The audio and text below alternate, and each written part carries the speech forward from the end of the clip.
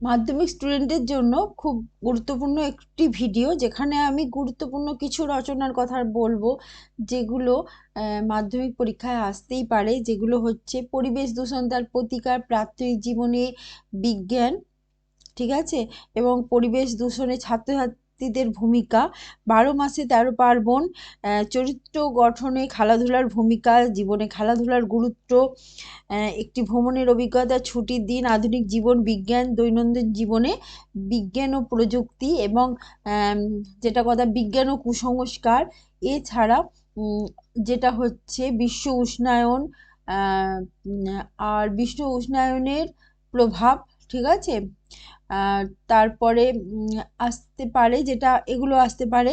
এছাড়া ছুটির দিন, তোমার প্রিয় কবি, এগুলো তো আসতেই পারে। আর আত্মকথা হিসেবে আসতে পারে একটি নদীর আত্মকথা, একটি বটগাছের আত্মকথা, ঠিক আছে, ইম্পর্টেন্ট এগুলো।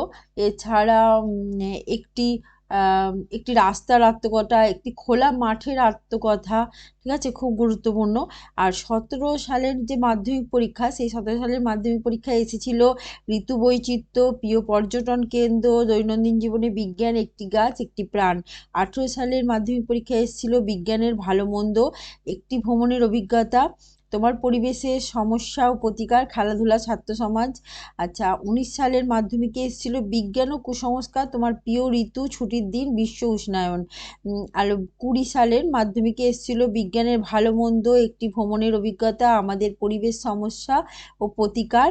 এবং 21 সালে আমরা জানি মাধ্যমিক পরীক্ষা হয়নি। 22 সালে মাধ্যমিক পরীক্ষা এসছে বর্তমান জীবনে বিজ্ঞান, পরিবেশ ও মানুষ, তোমার দেখা একটি খেলা, একটি নদীর আত্মকথা।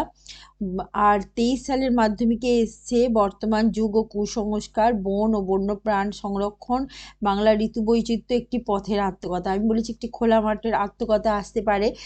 এছাড়া একটি খেলার মাঠের আত্মকথা আসতে পারে। এছাড়া নদীর আত্মকথা তো আসতেই পারে, ঠিক আছে। এই হলো খুব ইম্পর্টেন্ট রচনাগুলোর নাম। যারা দেখতে চাইছো দেখে নিতে পারো। খুব ছোট একটি ভিডিও, কিন্তু খুব গুরুত্বপূর্ণ। নেক্সট ভিডিওতে আমি ইম্পর্টেন্ট প্রতিবেদন, মানে টপিক বলে দেবো, যেগুলো প্রতিবেদন আসতে পারে, ঠিক আছে, বা সংলাপ রচনা আসতে পারে, ঠিক আছে, সেগুলো আমি বলে দেবো। দেখতে থাকো ভিডিও, ইম্পর্টেন্ট ভিডিও, ঠিক আছে। আজকের মতো বাই।